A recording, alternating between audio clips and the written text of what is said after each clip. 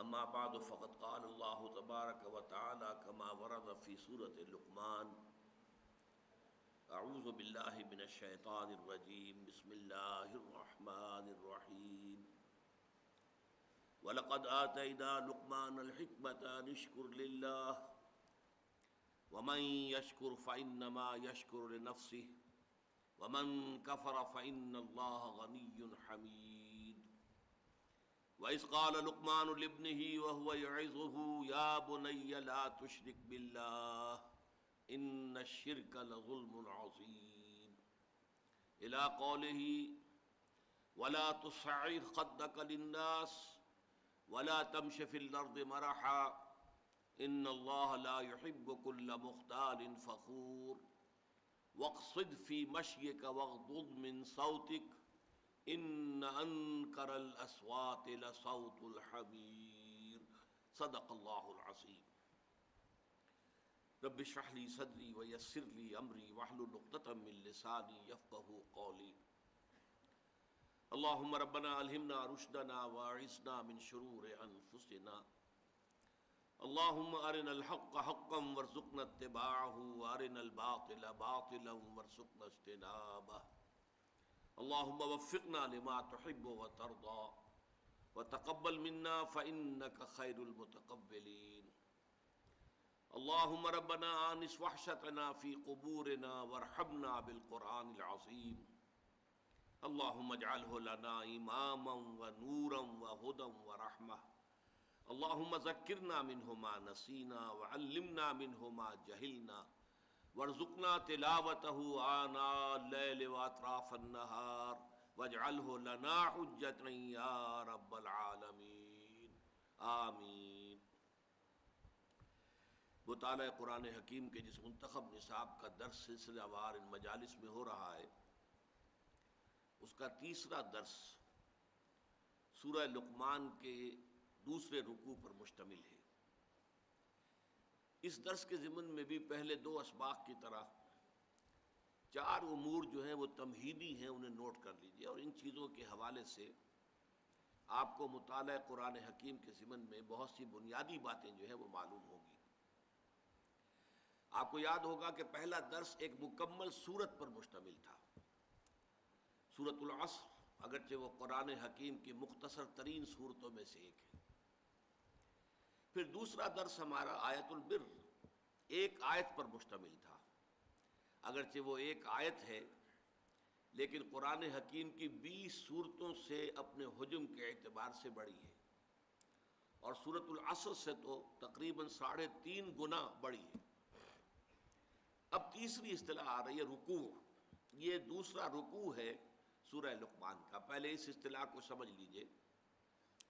قرآن حکیم میں جو بڑی صورتیں ہیں انہیں تقسیم کیا گیا اس لحاظ سے کہ ایک رکعت میں نماز کی جتنا حصہ آسانی سے پڑھا جا سکے، اور وہ ایسا ہو کہ اس میں کہیں مضمون ٹوٹے نہیں، ایسا نہ ہو کہ بات بیچ میں رہ جائے اور امام رکوع کر دے۔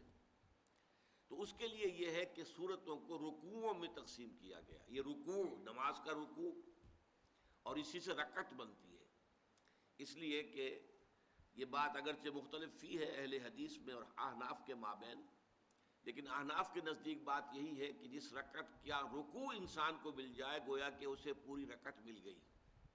اہل حدیث کو اس سے اختلاف ہے، تو رکعت کا تعلق گویا کہ رکوع سے ہے، اور اسی کے حوالے سے یہ بڑی صورتوں کو رکوعوں میں تقسیم کیا گیا۔ البتہ یہ نوٹ کر لیجئے کہ پہلے دونوں چیزیں جو ہم نے پڑھی ہیں، آیت اور سورت، یہ توقیفی ہیں، ان میں کسی کے اجتہاد کو کوئی دخل نہیں ہے، کسی کی ذاتی رائے کو کوئی دخل نہیں ہے، کسی گرامر کے اصول کو کوئی دخل نہیں ہے، بلکہ یہ چیزیں تو حضور کے بتانے پر موقوف ہیں، اس لیے توقیفی کہلاتی ہیں۔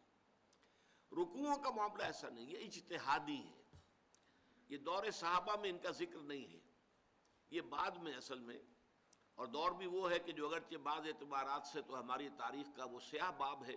حجاج ابن یوسف کا زمانہ بڑا ظالم اور جابر شخص تھا، اور بہت سے تابعین کو اس نے شہید کرایا، لیکن بعض کام اس نے اچھے بھی کیے۔ ان میں سے مثلاً ایک یہ بھی تھا کہ قرآن مجید میں اس سے پہلے مصحف عثمان میں ابھی نہ نقطے لگے ہوئے تھے، نہ زبر زیر تھے، نہ آیتوں کے نشان تھے. یہ ساری چیزیں جو ہے وہ حجاج ابن یوسف کے زمانے میں ان کا اہتمام کیا گیا. اسی طریقے سے رکوع بھی اسی زمانے میں معین ہوئے.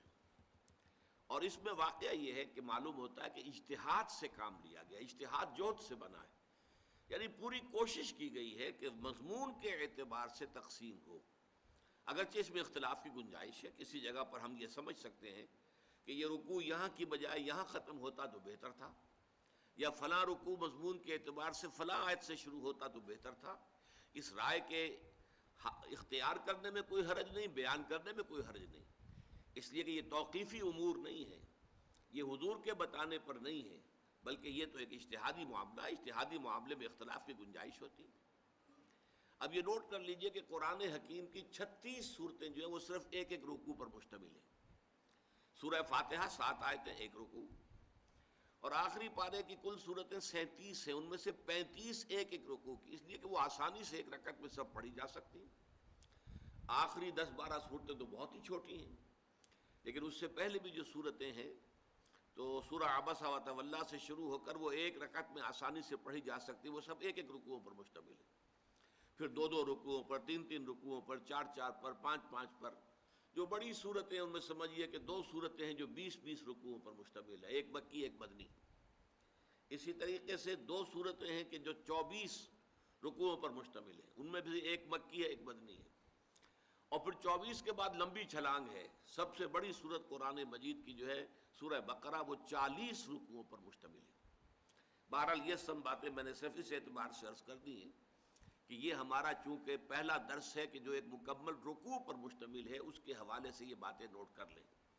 اس ضمن میں ضمنی طور پر ایک بات اور جان لیجیے، جو پاروں کی تقسیم ہے یہ بھی بہت بات کی ہے، بلکہ اس کے بارے میں تو پتہ نہیں چلتا کس دور میں کی گئی ہے. اور اس کے لیے ایک لفظ میں استعمال کر رہا ہوں، یہ غیر اجتہادی بھی ہے، اس میں کوئی کوشش نہیں کی گئی، بلکہ معلوم ہوتا ہے کہ کسی شخص کے پاس کوئی مصحف تھا، اس نے پارے، اس نے صفحے گن لیے، 30 میں تقسیم کیا، اور پھر صفحے جو ہے وہ گن گن کر وہ پاروں کے نشان لگا دیے. اور ان میں تو یقیناً بہت حد تک جو ہے اختلاف کی گنجائش ہے، بلکہ بعض جگہوں پر ہمارے ہاں جو پارے بنے ہوئے ان میں بڑا بھونڈا انداز ہے. سورہ ہجر کی صرف ایک آیت جو ہے وہ 13ویں پارے میں ہے، پوری سورہ 14ویں پارے میں ہے. تو ایسی ایسی چیزیں بھی جو ہے وہ موجود ہیں پاروں کی تقسیم میں. چنانچہ سعودی عرب میں جو ادارہ قائم ہوا ہے قرآن مجید کی اشاعت اور نشر اور طباعت کے لیے، مجمع للفہد، فہد نے یہ کام کیا، اور اس میں کوئی شک نہیں، میں سمجھتا ہوں کہ اب تک جتنے قرآن وہاں طبع ہو چکے ہیں ان کی تعداد کروڑوں میں ہوگی. اور نہایت عمدہ کاغذ پر، بہت عمدہ گلیز پیپر جو ہے، بہت عمدہ، اور جلدیں اس قدر عمدہ، ہم تو یہاں اپنے ملک میں تصور بھی نہیں کر سکتے کہ ویسی عمدہ جلدیں باندھی جا سکتی ہیں جو وہاں پر بنتی ہیں. تو اس میں آپ کے علم میں ہونا چاہیے انہوں نے پاروں میں بھی جو گڑبڑ ہے اس کو رفع کر دیا. چنانچہ 14واں پارہ ربع ماہ سے شروع نہیں کیا ہے، بلکہ سورہ ہجر کے آغاز سے 14واں پارہ شروع کیا ہے، تاکہ پوری کی پوری سورہ ہجر جو ہے وہ شامل ہو جائے اس 14ویں پارے کے اندر. اسی طرح ان کے اندر رکوعوں کا معاملہ بھی نہیں ہے، اگرچہ انہوں نے صدر ضیاء الحق صاحب کے کہنے پر پاکستان میں جو عام طور پر رسم الخط لوگوں کے اندر جو ہے وہ معروف ہے، اس میں بھی قرآن مجید شائع کیے، اور اس میں پھر رکوع وغیرہ کا بھی وہی نظام رکھ دیا کہ جو ہمارے ہاں یہاں پر لوگوں کے لیے معروف ہے. لیکن جو ان کا اصل ہے اس کے اندر یہ کہ رکوع نہیں ہے. ہر پارے کو انہوں نے 2 احزاب میں تقسیم کیا ہے، ہر حزب کے 4-4 حصے ہیں، گویا کہ 8 حصوں میں ہر پارے کو تقسیم کیا ہے. لیکن میرے نزدیک یہ ہے کہ یہ احزاب جو 8 انہوں نے بنائے ہیں ان سے یہ رکوعوں کی تقسیم بہتر ہے معنوی انداز میں، کہ جو عبارت کا تسلسل ہوتا ہے سیاق و سباق کے اعتبار سے وہ ان رکوعوں کی تقسیم میں زیادہ بہتر نظر آتا ہے. اگرچہ بعض جگہوں پر مجھے بھی اختلاف ہے کہ رکوع یہاں سے نہیں بلکہ یہاں سے شروع ہونا چاہیے تھا، اور یہ میں بتا چکا ہوں، اس میں کوئی قابل اعتراض بات نہیں ہے، اس لیے کہ یہ چیز جو ہے یہ توقیفی نہیں ہے بلکہ اجتہادی ہے. اب دوسری بات نوٹ کیجئے، ہمارے اس منتخب نصاب کا نقطۂ آغاز، وہ آم کی گٹھلی کی مثال جو میں نے دی تھی، وہ تو ہے سورۃ العصر. پورا آم کا درخت، اگر آم کا درخت ہم کہیں منتخب نصاب، وہ پورا سورۃ العصر میں ہے، اور پورا آم کا درخت ہم کہیں پورا قرآن مجید، تو پورا قرآن مجید بھی سورہ عصر میں ہے. لیکن اب سوچنا یہ ہے کہ یہ جو تیسرا سبق ہے اس کی کیا مناسبت ہے اس کے ساتھ. اس کے لیے ضروری ہوگا کہ پہلے ہم ایک رواں ترجمہ کر لیں. وَلَقَدْ آتَيْنَا لُقْمَانَ الْحِكْمَةَ أَنِ اشْكُرْ لِلَّهِ وَمَنْ يَشْكُرْ فَإِنَّمَا يَشْكُرُ لِنَفْسِهِ. اور ہم نے لقمان کو حکمت عطا کی تھی کہ کر شکر اللہ کا، اور جو کوئی شکر کرتا ہے تو وہ اپنے ہی بھلے اپنے ہی نفع کے لیے کرتا ہے. وَمَنْ كَفَرَ، اور جو کفران نعمت سے کام لیتا ہے، فَإِنَّ اللَّهَ غَنِيٌّ حَمِيدٌ، تو یقین اللہ تعالیٰ تو غنی ہے، بے نیاز ہے، اسے کوئی احتیاج نہیں، اور اپنی ذات میں خود محمود ہے، کوئی حمد کرے نہ کرے اسے حمد کی بھی احتیاج نہیں. اس آیت میں تو گویا کہ حضرت لقمان کا ایک تعارف کرا دیا. اب چلا حضرت لقمان کی نصائح کا معاملہ. وَإِذْ قَالَ لُقْمَانُ لِابْنِهِ وَهُوَ يَعِظُهُ، اور یاد کرو جب کہ کہا تھا لقمان نے اپنے بیٹے سے، وَهُوَ يَعِظُهُ، اور وہ اسے نصیحت کر رہے تھے، وعظ کہہ رہے تھے، اور گمان غالب یہ ہے کہ یہ انتقال کے وقت کی وصیت ہے. یا بنی لا تشرک باللہ، اے میرے بیٹے اللہ کے ساتھ شرک ہرگز مت کیجو. ان الشرک لظلم عظیم، یقیناً شرک جو ہے بہت بڑا ظلم ہے، بہت بڑی ناانصافی ہے. ووصینا الانسان بوالدیہ، اور ہم نے وصیت کی تھی اور کی ہے انسان کو اس کے والدین کے بارے میں. یہاں حسنہ یا احسانہ محذوف ہے. دو جگہ قرآن مجید میں یہ لفظ اسی طریقے سے اس آیت کے ساتھ آیا ہے، قد وصینا الانسان بوالدیہ حسنہ یا احسانہ، یہاں حذف کر دیا گیا. ہم نے انسان کو وصیت کی والدین کے حق میں کہ ان کے ساتھ حسن سلوک کرے، نیک رویہ اختیار کرے. حملتہ امہ وہنا علی وہن، اور خاص طور پر اس کی والدہ، اس نے اسے اٹھائے رکھا اپنے پیٹ میں کمزوری پر کمزوری جھیلتے ہوئے. وفصالہ فی عامین، اور پھر اس کا دودھ چھڑانا ہوا 2 سالوں میں. ان اشکر لی، کیا وصیت کی تھی کہ شکر کرو میرا، ولوالدیک، اور اپنے والدین کا، الی المصیر، تمہیں میری ہی طرف لوٹنا ہے. وَإِن جَاهَدَاكَ، اور اگر وہ دونوں یعنی والدین، والد اور والدہ، تم سے جہاد کریں، تم سے جھگڑیں، تم پر دباؤ ڈالیں، عَلَىٰ أَن تُشْرِكَ بِي مَا لَيْسَ لَكَ بِهِ عِلْمٌ، کہ تم شریک ٹھہراؤ میرے ساتھ کسی ایسی ہستی یا شے کو جس کے لیے تمہارے پاس کوئی علم، تمہارے عقل میں، شعور میں، فہم میں کوئی سند نہیں ہے، دلیل نہیں ہے. فَلَا تُطِعْهُمَا، تو ان دونوں کا کہنا مت مانو. وَصَاحِبْهُمَا فِي الدُّنْيَا مَعْرُوفًا، البتہ دنیا میں ان کے ساتھ رہو بھلے طریقے سے، بھلے انداز میں، اچھے طور سے. وَاتَّبِعْ سَبِيلَ مَنْ أَنَابَ إِلَيَّ، اور پیروی کرو اس شخص کے راستے کی جس نے اپنا رخ میری طرف کر لیا ہو. ثُمَّ إِلَيَّ مَرْجِعُكُمْ، پھر میری ہی طرف تم سب کو لوٹنا ہے. فَأُنَبِّئُكُمْ بِمَا كُنْتُمْ تَعْمَلُونَ، پھر میں تمہیں بتا دوں گا اور جتلا دوں گا جو کچھ کہ تم کرتے رہے تھے. یہاں آپ نے نوٹ کر لیا ہوگا کہ حضرت لقمان کی نصیحت جیسے ہی شروع ہوئی اپنے بیٹے کو، ایک ہی آیت کے بعد اس میں اللہ تعالیٰ نے اپنی طرف سے کچھ اضافہ کیا ہے. یہ جو والدین کے بارے میں بات آئی ہے اور تفصیل کے ساتھ آئی ہے، یہ در حقیقت اللہ تعالیٰ کی طرف سے ایک خلا ہے جو پر کیا گیا، وہ میں بعد میں وضاحت کر دوں گا. لیکن اب اس کے بعد پھر حضرت لقمان کی نصیحت شروع ہو رہی ہے. یا بنیا، اے میرے بچے، انہا ان تکو مثقال حبۃ، اگر ہو وہ یعنی عمل انسان کا، خواہ وہ نیکی کا ہو بدی کا ہو، بھلا ہو برا ہو، پھر یہ کہ وہ رائی کے دانے کے ہم وزن ہو. مثقال حبۃ من خردل، خردل رائی، بہت ہی دانہ چھوٹا ہوتا ہے، رائی کے دانے کے ہم وزن ہو نیکی یا بدی. فتکن فی صخرۃ، پھر خواہ وہ کسی چٹان میں ہو، پہاڑ کی کھو کے اندر گھس کر وہ کام کیا گیا ہو، او فی السماوات، یا آسمانوں میں ہو، فضاؤں میں یا خلاؤں میں ہو، او فی الارض، یا زمین میں ہو، زمین کے پیٹ میں گھس کر وہ عمل کیا گیا ہو. یات بہ اللہ، اللہ اسے لے آئے گا. ان اللہ لطیف خبیر، یقیناً اللہ تعالیٰ بہت باریک بین ہے اور بہت باخبر ہے. یا بنیا، ہے میرے چھوٹے سے بچے، اقیم الصلاۃ، نماز کو قائم رکھنا، وامر بالمعروف، نیکی کا حکم دینا، ونہی عن المنکر، بدی سے روکنا، واصبر علی ما اصابک، اور پھر برداشت کرنا، صبر کرنا ہر اس چیز پر جو تم پر آئے، جو بھی بپتا آئے، جو تکلیف آئے، جو مصیبت آئے، جو پرسیکیوشن ہو، جو ٹارچر ہو، جو بھی ہو اس کو جھیلنا، برداشت کرنا. ان ذالک من عزم الامور، یقیناً یہ چیز جو ہے بڑی ہمت کے کاموں میں سے ہے. نیکی کی تلقین کرنا تو شاید جو ہے اس قدر صبر آزما نہ ہو، لیکن بدی پر نکیر کرنا جو ہے یہ برداشت نہیں کیا جاتا. نیکی کی تلقین آپ کرتے رہیے، لوگ اختیار کر لیں نہ کر لیں، لیکن یہ کہ وہ آپ کو برا بھلا نہیں کہیں گے، بلکہ شاید آپ کی گردنوں میں ہار ڈالیں، آپ کا استقبال کریں، آپ کے نام کے نعرے لگائیں، آپ کو کچھ نہ کچھ جو ہے وہ نذرانے پیش کریں.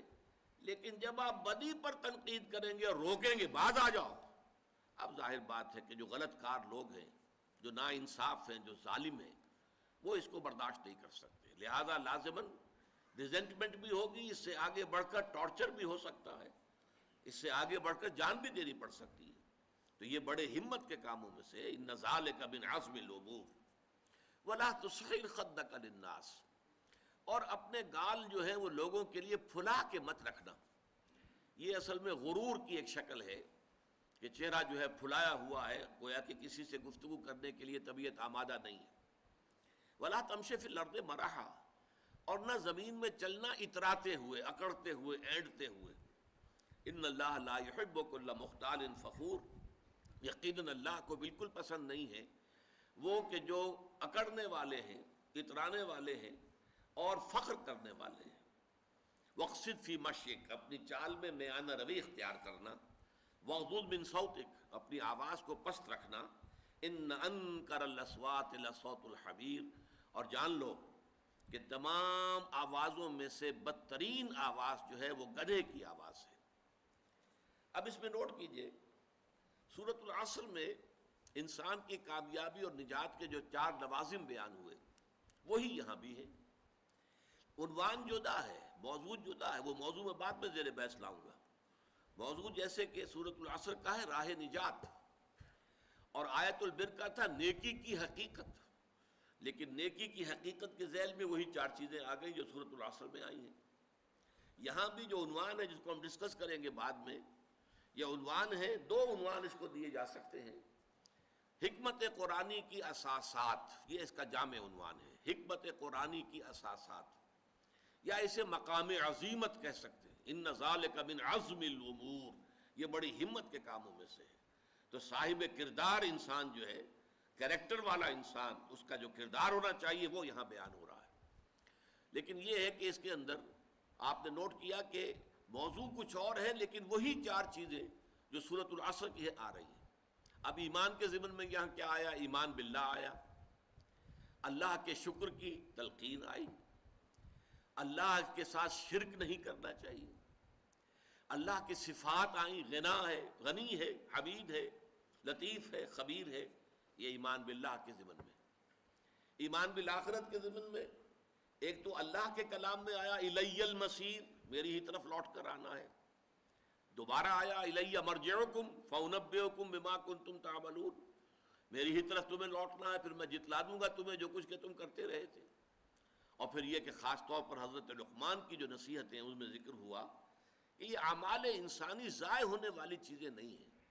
یہ نہیں کہ نیکی کی ہوا میں اڑ گئی، تحلیل ہو گئی، ختم ہو گئی، اس کا کوئی نتیجہ نکلنے والا نہیں. کوئی بری حرکت آپ نے کی، ظلم کیا، تعدی کی، کسی کا حق مارا، چلو ہو گیا، آپ نے کھایا پیا، ہضم کر لیا، بات ختم ہو گئی، کہیں کوئی جواب نہیں، ایسا نہیں ہو سکتا.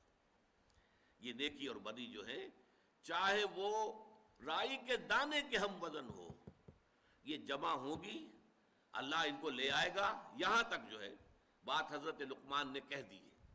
گویا کہ جو اصل ہے، جو لب لباب ہے ایمان بالآخرہ، ایمان بالمعاد، اس کا جو اصل ایسنس ہے وہ اس میں آ گیا. تو ایمانیات کے ذیل میں ایمان باللہ اور توحید، ایمان بالآخرہ اور معاد ان دونوں کا ذکر موجود ہے۔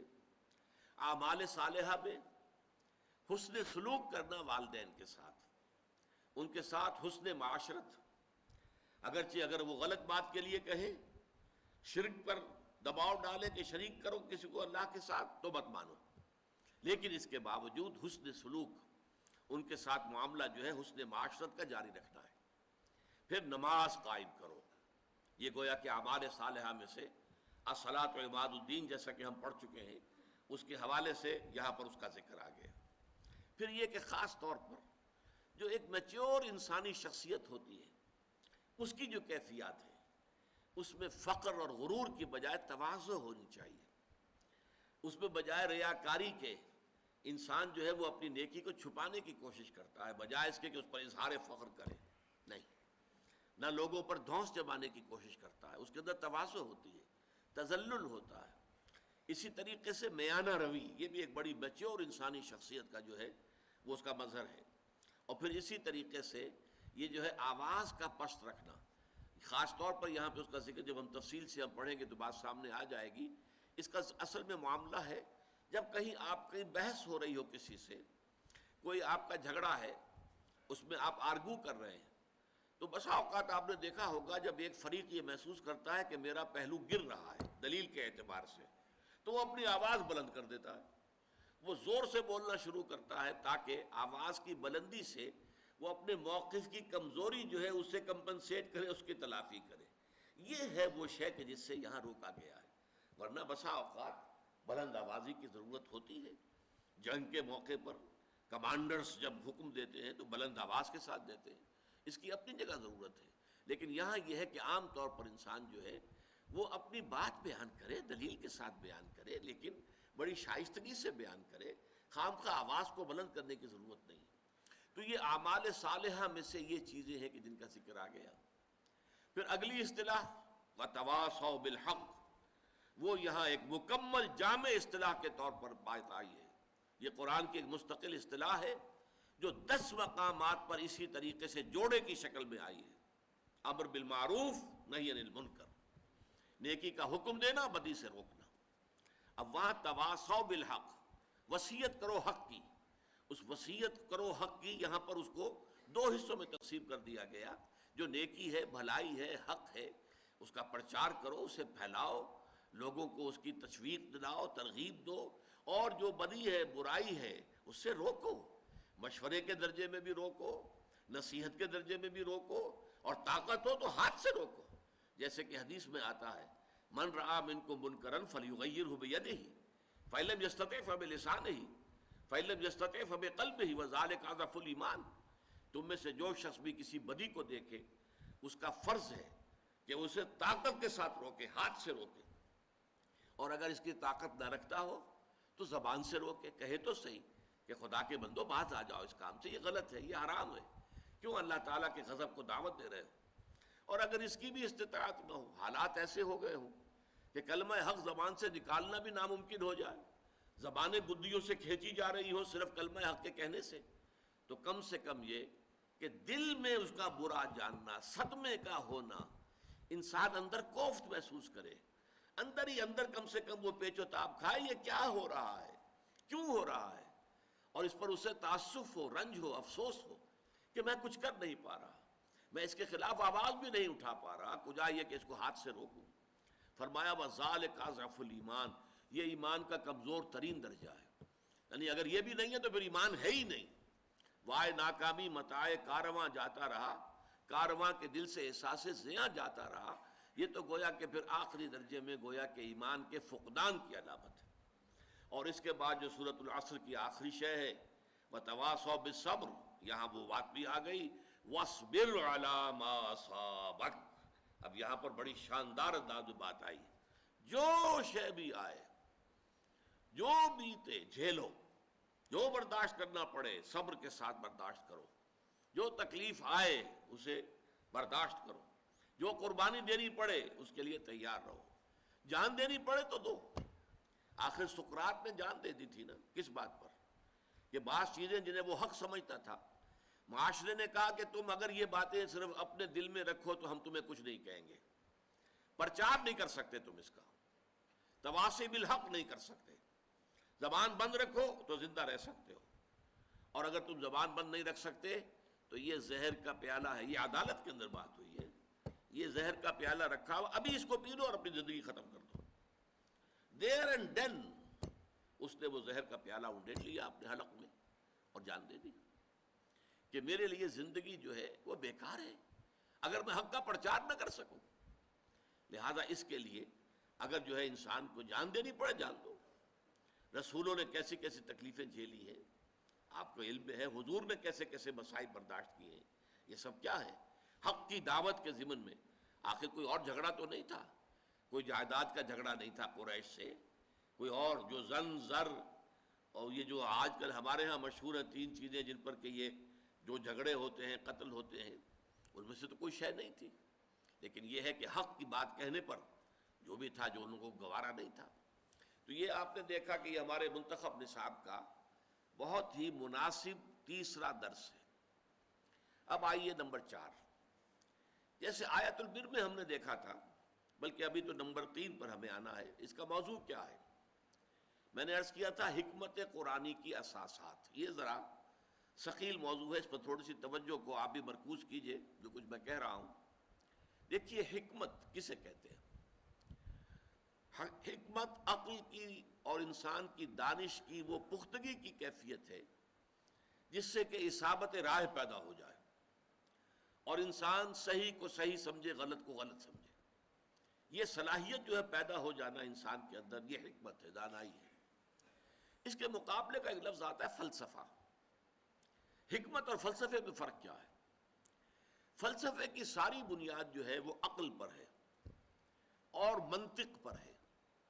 اور چونکہ یہ منطق جو ہے انسان کی، یہ انسان کے حواس خمسہ سے جو معلومات حاصل ہوتی ہیں، جو ہماری عقل میں، ہمارے اس کمپیوٹر میں فیڈ ہوتی ہیں، انہی کی بنیاد پر ہماری منطق ہے.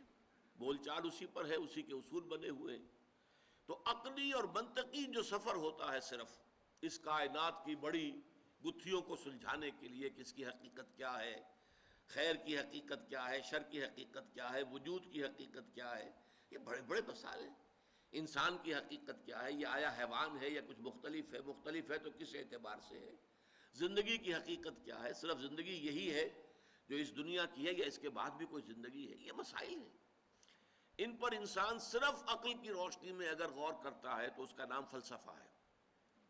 فائلولوجی کہتے ہیں the science of languages. Philosophy, یہ فلاسفی جسے ہم کہتے ہیں، فائلوسوفی، صوفی wisdom, wisdom based on language. یہ منطق کی بنیاد پر جو وزڈم تیار ہوتی ہے وہ در حقیقت فلاسفی ہے. حکمت کسے کہتے ہیں؟ اس میں عقل کے ساتھ ساتھ فطرت انسانی میں بہت سی چیزیں ایسی مضمر ہیں جو انسان بائی انسٹنکٹ جو ہے وہ جانتا ہے اور مانتا ہے. اس کو ثابت کرنے کے لیے کوئی دلائل موجود نہیں ہے، بلکہ دلیل دینے کی کوشش کی جائے گی تو کچھ شک تو پیدا ہو جائے گا، یقین حاصل نہیں ہوگا. مثلا نیکی اور بدی کا تصور ہے، فطرت انسانی کے اندر موجود ہے. انسان اپنی فطرت کی روح سے جانتا ہے یہ نیکی ہے، یہ بدی ہے، یہ خیر ہے، یہ شر ہے، یہ اچھائی ہے، یہ برائی ہے. سچ بولنا اچھا ہے، جھوٹ بولنا برا ہے، فطرت سے جانتا ہے. لیکن اگر آپ ثابت کریں کہ سچ بولنا واقعی اچھا ہے، ثابت کرو، اور جھوٹ بولنا واقعی برا ہے، ثابت کرو منطق سے، تو اس ثابت کرنے کی کوشش میں شک تو پیدا ہو جائے گا، کوئی یقین کی کیفیت پیدا نہیں ہوگی. اسی طرح ایک ہستی کا تصور، کوئی ایک ہستی ہے جو اس کائنات کی پیدا کرنے والی ہے، خالق ہے، مالک ہے. یہ تصور فطرت انسانی کے اندر موجود ہے. اس کو ثابت کرنے کی کوشش کریں گے تو ٹھوکریں کھا جائیں گے. عقل سے، منطق سے ثابت کریں گے تو ایک کریٹیک آف پیور ریزن جو کتاب لکھی تھی کانٹ نے، اس میں اس نے بخیے ادھیڑ دیے تھے کہ اللہ اور خدا کی ہستی کے ذیل ضمن میں جو دلائل منطق نے قائم کیے ہیں ان سب کو اس نے منطق ہی سے توڑ دیا. ان الحدید بالحدید یفلح، لوہا لوہے سے کاٹا جاتا ہے. منطق کو منطق نے کاٹ دیا، سارے دلائل ختم ہو گئے، سارے دلائل پادر ہوا ثابت ہوئے. کسی منطقی دلیل سے اللہ کے وجود کو ثابت نہیں کیا جا سکتا. لیکن یہ کہ فطرت کے اندر ہے، کوئی ایک ہستی ہے، کوئی خالق ہے، کوئی مالک ہے. پوری دنیا کے اندر سب نے مانا ہے، پوری دنیا میں صرف یہ تو ہوا ہے کہ اس کے ساتھ کچھ چھوٹے چھوٹے معبودوں کو بھی لگا لیا گیا. بڑا جی سے لکھا جانے والا گاڈ ایک ہی رہا, گاڈز اینڈ گاڈیسز, لیکن وہ چھوٹے جی سے لکھے جائیں گے, بڑے جی سے نہیں. گاڈز جب ہوگا جمع تو وہ چھوٹے جی سے, گاڈز اینڈ گاڈیسز. اسی طریقے سے مہادیو وہ تو ایک ہی رہا ہے. البتہ دیو, دیوتا, دیویاں, یہ دیو ہی ہے نا, دیو ہی سے مہادیو بنا ہے اور دیو ہی سے دیوی اور دیوتا بنا ہے. دیوی دیوتا بے شمار ہو سکتے ہیں, اللہ ایک, الہہ بے شمار ہو سکتے ہیں. تو یہ انسانی فطرت کے اندر مضمر ہے, تاریخ انسانی ثابت کر رہی ہے. اگرچہ کہ منطق کے حوالے سے اگر آپ اسے ثابت کرنا چاہیں گے تو وہ ثابت نہیں کر سکتے. منطق جو ہے وہ منطق کو کاٹ دیتی ہے. سب سے بڑی دلیل یہ دی جاتی ہے کوئی شے بغیر کسی کے پیدا کیے پیدا نہیں ہو سکتی, تو کائنات بغیر کسی کے پیدا کیے کیسے پیدا ہو گئی؟ کوئی نہ کوئی پیدا کرنے والا ہے. ٹھیک, اب اسی پر اگلا وار ہوتا ہے, اچھا تو پھر وہ ہستی بغیر کسی کے پیدا کیے پیدا ہو گئی یا خود بخود ہو گئی, کیسے ہو گئی؟ اگر اصول یہ ہے کہ کوئی شے بغیر کسی کے پیدا کیے پیدا نہیں ہو سکتی, تو وہ ذات کیسے پیدا ہوئی؟ دلیل ختم ہو گئی. ان الحدید بالحدید یفلع, لوہے کو لوہا کاٹتا ہے. تو در حقیقت کوئی منطقی دلیل نہیں ہے. اور ہمارے ہاں خاص طور پر امام رازی رحمۃ اللہ علیہ نے اپنی تفسیر میں جو منطقی بحثیں کی ہیں, موشگافیہ کی ہیں, وہ ٹھیک ہے, ایک دور کا یہ ایک خاص مشغلہ تھا اور خاص اس کا ایک ذوق تھا, ایک ہر دور کا ہوتا ہے, اس میں اس کی بڑی قدر تھی, اہمیت تھی, لیکن اب اس کی کوئی حیثیت نہیں. تو اصل میں جب فطرت انسانی وہ صحیح ہو, اس میں کجی نہ آئے, وہ پرورٹڈ نہ ہو, وہ فطرت مست نہ ہو گئی ہو, اور عقل سلیم, عقل بھی بے راہ نہ ہو, عقل پر شہوت کا غلبہ نہ ہو جائے, خواہشات کا غلبہ نہ ہو جائے, تعصب کی پٹی نہ بندھی ہوئی ہو. تو دیکھیے دونوں لفظ سلیمہ سالم سے بنا ہے, کسی شے کا صحیح ہو, سالم ہونا. فطرت سلیمہ, فطرت صحیح ہو, سالم ہو, اس کے اندر کوئی کجی نہ آئی ہو, کہیں کسی اعتبار سے پرورشن نہ آئی ہو, اور عقل انسانی بھی صحیح ہو, سالم ہو, عقل سلیم, اور اس کے اوپر نہ تو خواہشات کی پٹی بندھی ہوئی ہو, نہ اس پر تعصبات کی پٹی بندھی ہوئی ہو, نہ اس پر کوئی اور اپنی اغراض جو ہے غالب آ جائے. اگر یہ دونوں صحیح و سالم ہو اور دونوں کا سفر ہو, تو اس سے جو شے وجود میں آتی ہے وہ حکمت ہے, وزڈم. انگریزی میں دو الفاظ استعمال ہوتے ہیں, فلاسفرز اینڈ سیجز. سیجز ان کو کہا جاتا ہے وہ درویش بنش مفکرین, جنہوں نے عقل سے کام لیا, غور و فکر سے کام لیا, لیکن وہ تھے نہایت درویش بنش. انسانیت, اخلاقی اعتبار سے, ہر اعتبار سے وہ بہت عمدہ نمونے انسانیت کے. فلسفی تو کوئی بھی ہو سکتا ہے, شرابی ہو, زانی ہو, لیکن یہ کہ وہ عقل جو ہے, عقل عیار, عقل تیز ہو, اور اس کے ذریعے سے وہ بہت سے اپنے فلسفیانہ خیالات جو ہیں ان کا تانا بانا منطق کے ذریعے سے باندھ کر لوگوں کے سامنے رکھ سکتا ہے. معلوم ہوگا کہ بہت بڑا فلسفی ہے, لیکن یہ ہے کہ وہ شخص کی جو اپنی شخصیت کے اعتبار سے, سیرت و کردار کے اعتبار سے بھی وہ صحیح انسانیت کا ایک نمونہ ہو, اور پھر وہ عقل اور فکر اور فطرت سلیمہ کی روشنی میں اس کی عقل سلیم سفر کرتے ہوئے حقائق تک پہنچے, ان کو ہم سیجز کہتے, وہ درویش. اور ہم اردو میں استعمال کریں گے حکما, اسی لیے حکما و فلاسفہ یہ دو الفاظ علیحدہ علیحدہ استعمال ہوتے ہیں. جو فلسفہ ہے خالص منطق کی بنیاد پر جو چلتا ہے, خالص منطق, خالص عقلیت, اس کے نتیجے دو ہیں لازماً. آخری منزل کیا ہے؟ اسکیپٹسزم, شک, ارتیابیت. کوئی یقین کی کیفیت پیدا نہیں ہو سکتی کسی شے پر بھی. یا ایگنوسٹسزم, لا ادریت, یا تو فلسفی کو یہ کہنا پڑتا ہے کہ ہمیں کچھ پتہ نہیں, معلوم ہم شد کہ ہیچ معلوم نہ شد. مجھے عمر کے اس آخری درجے میں آ کر معلوم ہو گیا کہ مجھے کچھ معلوم نہیں. سارا سوچ بچار. علامہ اقبال کا بھی ایک شعر بڑا عجیب ہے, بڑا عجیب ہے. ویسے تو ان کی وہ پوری نظم جو ہے ذوق و شوق بال جبریل میں, میرے نزدیک شاعری کے اعتبار سے, شعر کے اعتبار سے علامہ کے کلام میں وہ کلائمیکس ہے, سب سے اونچی نظم, ذوق و شوق. اسی میں ایک ہے, تیری نظر میں ہے تمام میرے گزشتہ روز و شب, مجھ کو خبر نہ تھی کہ ہے علم نخیل بے رطب. عمر کی اس سند پر پہنچ گیا، اللہ میں پہنچ گیا ہوں، میں نے سمجھ لیا یہ علم اور فلسفہ جو ہے، جو میں نے حاصل کیا، پڑھا لکھا، جس کے لیے گیا، میں برطانیہ بھی گیا اور جرمنی بھی گیا، مجھے معلوم نہ تھا یہ ایسے کھجور کا ایک درخت ہے جس میں کھجور لگتی ہی نہیں۔ درخت کھجور کا ہے، کھجور نہیں لگتی اس میں۔ مجھ کو خبر نہ تھی کہ ہے علم نخیل بے رطب، اس میں تو کھجور لگتی ہی نہیں۔ اسی لیے پھر ایک جگہ کہتے ہیں کہ خرد کی گتھیاں سلجھا چکا میں، میرے مولا مجھے صاحب جنوں کر، یقین مجھے پیدا ہو جائے۔ اور وہ یقین جو ہے پھر عشق پیدا کرتا ہے، محبت پیدا کرتا ہے، جذبہ پیدا کرتا ہے، جنون پیدا کرتا ہے۔ دنیا انہیں کہتی ہے جنونی۔ یہ لوگ کیا ہیں؟ فنڈامنٹلسٹ۔ یہ لوگ جو ہیں یہ تو اپنی جانیں ہتھیلی پر لیے پھرتے ہیں، ان کی مت ماری گئی ہے، یہ پاگل ہیں۔ یہ در حقیقت یہ لوگ جو ہیں وہ در حقیقت عقل و خرد سے بالکل بیگانہ ہو چکے ہیں۔ یہ الفاظ دنیا کہتی ہے۔ عشق، وہ عشق کا معاملہ اور ہے، اور ایک علم ہے، وہ علم اور عقل وہ اور ہے۔ گزر جا عقل سے آگے کہ یہ نور چراغ راہ ہے، منزل نہیں ہے۔ منزل تک پہنچانے والی شے نری عقل نہیں ہے۔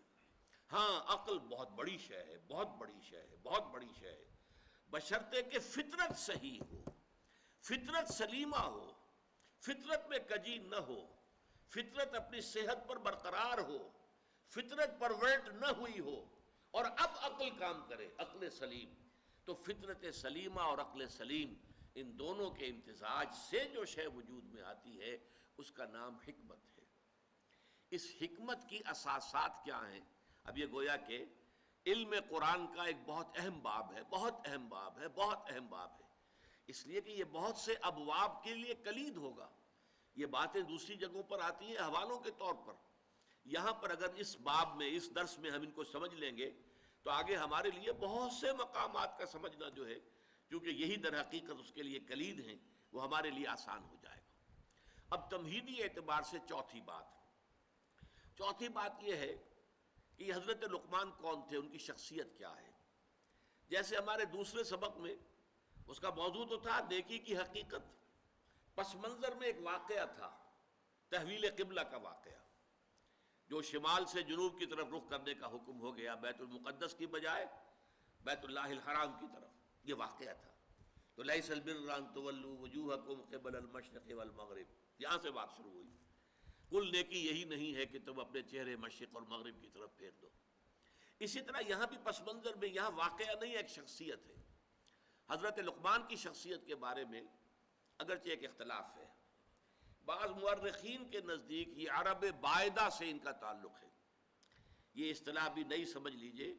عرب بائدہ کہتے ہیں ان اقوام کو کہ جو نسیم منسیہ ہو گئی، عرب کی پرانی اقوام۔ قوم عاد تھی، بہت بڑی قوم جس کی طرف حضرت ہود بھیجے گئے تھے، وہ ختم ہو گئی عذاب الہی سے، اس کا وجود نہ رہا۔ قوم سمود تھی، بہت بڑی قوم جس کی طرف حضرت صالح بھیجے گئے، وہ ختم ہو گئی، نام و نشان مٹ گیا۔ یہ کہلاتے ہیں عرب بائدہ، پرانے جو ختم ہو گئے۔ پھر یہ عرب عاربہ، اور پھر عرب مستعربہ، یہ تین اصطلاحات ہیں، پھر کبھی کسی موقع پر ان کی وضاحت باقی کی کروں گا۔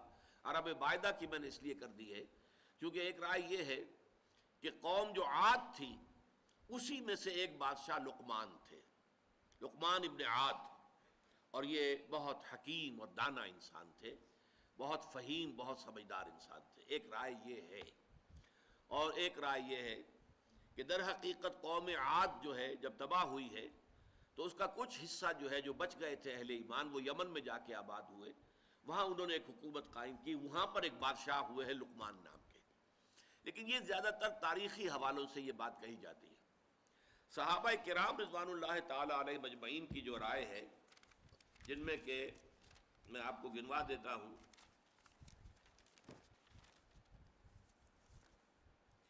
ابو ہریرہ رضی اللہ عنہ، ابن عباس رضی اللہ تعالی عنہما، جابر بن عبداللہ انصاری رضی اللہ تعالی عنہ، پھر یہ کہ تابعین میں سے سعید ابن مسیب، مجاہد، اکرمہ رحمۃ اللہ علیہم، ان سب کی رائے یہ ہے کہ یہ اصل میں سوڈان کے رہنے والے سیاہ فام انسان تھے، اور سوڈان کا جو شمالی کنارہ ہے نوبیا کہلاتا ہے، وہ تقریباً مصر اور سوڈان کے درمیان پڑتا ہے، وہاں کے رہنے والے تھے، پیشے کے اعتبار سے کارپینٹر تھے، اور یہ آ کر عرب میں آباد ہو گئے تھے۔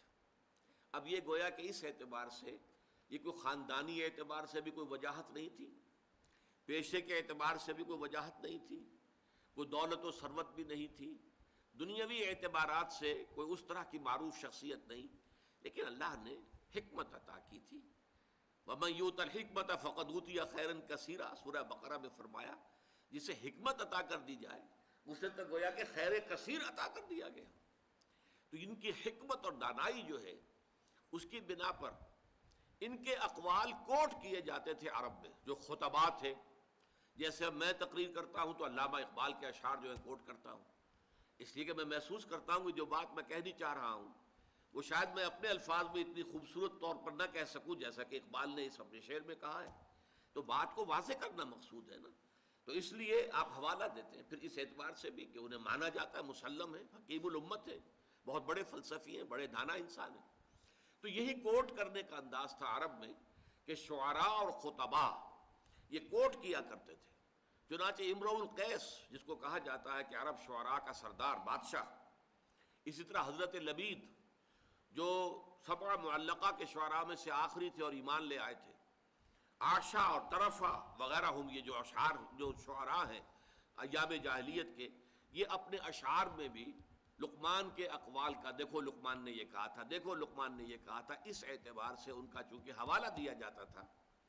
اور بلکہ تاریخ میں یہ آتا ہے کہ حضور صلی اللہ علیہ وسلم سے ایک شخص نے آ کر معاملہ کیا تھا، سوید ابن صامت نے۔ اس نے یہ کہا تھا 3 سال قبل ہجرت سے مکے میں آیا اور کہا کہ اے محمد، میں نے سنا ہے تم بہت عمدہ کلام پیش کرتے ہو، تو میرے پاس بھی ایک کلام ہے جو بہت عمدہ ہے، میں اپنا کلام پیش کرتا ہوں، تم کیا کلام پیش کرتے ہو، تم لاؤ۔